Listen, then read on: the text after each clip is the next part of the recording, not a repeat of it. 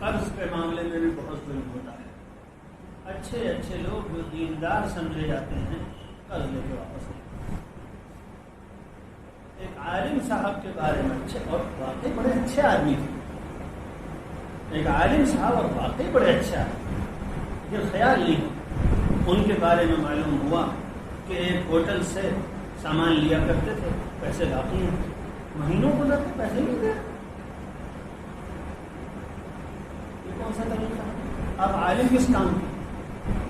قرض کا معاملہ ایسا نہیں کہ اس کی طرف سے بے فکر ہوا ہے. لوگ یہ ظلم بہت عام ہے، قرض لے کر واپس نہ کریں، اور قرض لے کر باوجود اس کے کہ گنجائش ہے کہ قرض ادا کر دیا جائے ٹالنا، یہ بھی ظلم ہے. یہ بھی ظلم. حدیث میں آتا حضور صلی اللہ علیہ وسلم فرمان مثل الغنی ظلم. جس آدمی کے پاس قرض واپس کرنے کی گنجائش ہے، کہا تھا 6 مہینے میں دے دوں گا، مال آیا تھا، بس 2 مہینے میں پورا بل پیمنٹ کر دیں گا، اور گنجائش ہے کہ دے دیں، لیکن یہی طریقہ بنا رکھا ہے لوگوں نے، پیسہ دوسروں کو دبا کے چلو اپنے ٹرن اوور اپنے کاروبار میں لگائے رہو، اور سمجھ رہے ہیں ہم بہت سمجھدار کاروباری ہیں، ہم کو بزنس آتا ہے، ہمیں تو بزنس آتا ہے. جی آپ کو بزنس آتا ہے، پورا بدلہ ملے. اللہ نے سب ڈنڈے ونڈے رکھے ہوئے ہیں تیار. مثل الغنی ظلم، جو واپس کر سکتا ہو واپس نہ کرے تو ظلم. قرض کا معاملہ بہت خطرناک. ایک مرتبہ رسول اللہ صلی اللہ علیہ وسلم جہاد کی فضیلت بیان فرما رہے تھے، اور آپ صلی اللہ علیہ وسلم کہہ رہے تھے کہ جہاد سے سارے گناہ معاف ہو جاتے ہیں. اللہ تعالیٰ جہاد کرنے والے اور شہید شخص کے سارے گناہ معاف کر دیتا ہے. آپ بیان فرما رہے ہیں، اور غالباً کوئی جہاد کا وقت ہوگا، آپ صلی اللہ علیہ وسلم جنگ کے لیے تشریف لے گئے، تو اسی موقع پر آپ جہاد کی فضیلت بیان فرما رہے تھے. آپ نے اپنے اس خطبے میں یہ کہا کہ جہاد سب سے بڑا نیک عمل ہے، اور یہ بھی فرمایا کہ جہاد کرنے والے کے سارے گناہ معاف ہو جاتے ہیں.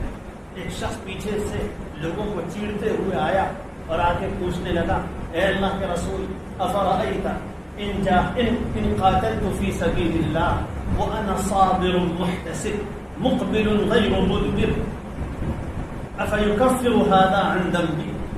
اے اللہ کے رسول صلی اللہ علیہ وسلم، اگر میں اللہ کے راستے میں جہاد کروں اور بہت اچھا جہاد کروں، جنگ کے اللہ کے راستے میں جنگ کروں، اور پورے اخلاص کے ساتھ اور ثواب کی امید میں کروں، اور اس طرح کروں کہ پیٹھ نہ پھیروں، آگے ہی بڑھتا چلا جاؤں، اور پھر میں قتل کر دیا جاؤں، اللہ کے راستے میں شہید ہو جاؤں، تو کیا میرے سارے گناہ معاف ہو جائیں؟ رسول اللہ صلی اللہ علیہ وسلم فرمایا، ہاں سارے گناہ معاف ہو جائیں، سارے گناہ معاف ہو جائیں. اگر تم نے اس طرح شاندار جہاد کیا تو سارے گناہ معاف ہو جائیں. وہ شخص بڑا خوش ہوا، واپس چلا. چند ہی قدم پیچھے گیا تھا، حضور صلی اللہ علیہ وسلم نے اس کو بلایا. بلکہ حدیث میں آپ ایک عجیب بات آتی ہے، ہاں حضور صلی اللہ علیہ وسلم اس کو بلوایا، ادھر آنا ادھر آنا. پھر آئے، حضور نے فرمایا کیف قلت، کیا کہا تھا تم نے؟ پھر سے سوال کرو. تو اس نے اپنا سوال دہرایا، اے اللہ کے رسول، اگر میں اللہ کے راستے میں پورے اخلاص کے ساتھ جم کر ثابت قدم رہ کر جہاد کروں اور پیٹھ نہ دکھاؤں اور پھر اسی حال میں شہید ہو جاؤں، تو کیا میرے سارے گناہ معاف ہو جائیں گے؟ آپ صلی اللہ علیہ وسلم فرمایا، ہاں سارے گناہ معاف ہو جائیں گے سوائے قرض کے،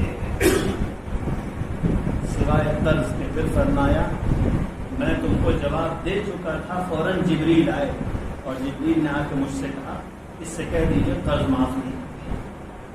اللہ نے فوراً جبریل کو بھیجا کہ کہیں کوئی غلط فہمی نہ پھیل جائے. فرمایا الا الدین، قرض معاف نہیں. قرض تو شہادت سے معاف نہیں، کسی کا حق تو شہادت سے بھی معاف نہیں. رسول اللہ صلی اللہ علیہ وآلہ وسلم جہاد کے سفر میں تھے، اور ایک صاحب حضور صلی اللہ علیہ وسلم کے ساتھ جہاد میں تھے، اور صرف یہی نہیں کہ جہاد میں حضور کے ساتھ تھے، حضور اکرم صلی اللہ علیہ وسلم کی خدمت میں تھے. اب آپ سوچئے، صحابی مؤمن جہاد کے سفر میں اور جہاد کا سفر بھی رسول اللہ صلی اللہ علیہ وسلم کے ساتھ، اور پھر عام لوگوں کی طرح نہیں، حضور اکرم صلی اللہ علیہ وسلم کی خدمت فرما رہے ہیں، بستر بچھا رہے ہیں، سامان رکھ رہے ہیں، سامان اتار رہے ہیں، رسول اللہ صلی اللہ علیہ وسلم کو سہولت پہنچا رہے ہیں، آرام کا باعث بن رہے ہیں.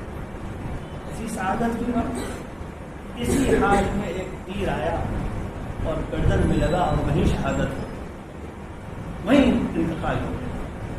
تو لوگوں کو بڑی قسمت پہ رشک آیا، واہ کیا قسمت ہے. لوگ آئے حضور صلی اللہ علیہ وسلم کے پاس اور کہنے لگے ہنیئا لہ الشہادہ، مبارک ہو اس کے لیے شہادت، سب سے مبارک موت ہے، جہاد ہے، حضور صلی اللہ علیہ وسلم کے ساتھ ہے، خدمت میں ہے حضور. رسول اللہ صلی اللہ علیہ وسلم نے فرمایا نہیں، اس نے صرف ایک چادر کی خیانت کی تھی، وہی جہنم کی آگ بن کر اس کے اوپر لپٹی ہوئی ہے. اس نے ایک چادر کی خیانت کی. کلا ان الشملۃ التي غلها لتشتعل علیہ نار. ایک چادر کی کیا قیمت ہوتی ہے؟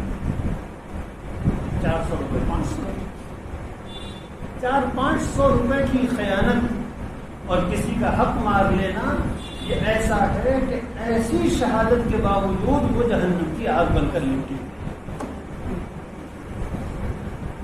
فَإِنَّ، اس لیے حضور صلی اللہ علیہ وسلم نے فرمایا ظلم سے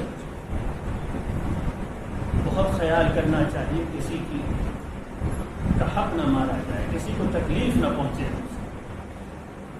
اپنا کوڑا کسی کے گھر کے سامنے ڈال دیا، اس کو تکلیف ہو، کسی کے دروازے کے سامنے گاڑی کھڑی کر دیا، اس کو تکلیف ہو رہی. ہر چیز میں آدمی خیال رکھے مجھ سے کسی کو تکلیف نہ پہنچے. اللہ رحم فرمائے، ظلم سے بچائے. میں دین لوں گا، میں دین لوں گا، نہ لوں گا میں دین ہارے دنیا.